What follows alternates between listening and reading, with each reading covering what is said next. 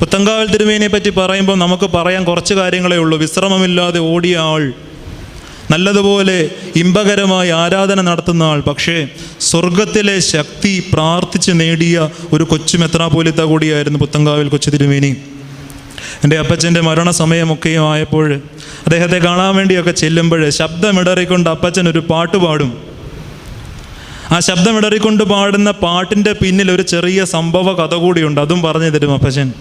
വർഷങ്ങൾക്ക് മുൻപ് പുത്തങ്കാവിൽ കൊച്ചു തിരുമേനി ബഥേലിൽ താമസിക്കുന്ന സമയത്ത് ചന്തയുടെ ഭാഗത്തായിട്ട് ഒരാളെ വിഷം തീണ്ടി. ആ വിഷം തീണ്ടി പാമ്പ് കടിയേറ്റ മനുഷ്യൻ്റെ ശരീരം ആസകലം നീലിച്ചു വന്നു.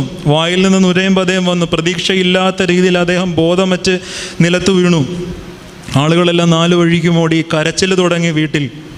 ആരോ ചെന്ന് ഓതറയിൽ എന്നൊരു വലിയ വൈദ്യനുണ്ടായിരുന്നു. പമ്പ കടന്നുപോയി അദ്ദേഹത്തെ വിളിച്ചുകൊണ്ട് വന്നു. വൈദ്യൻ വന്നു.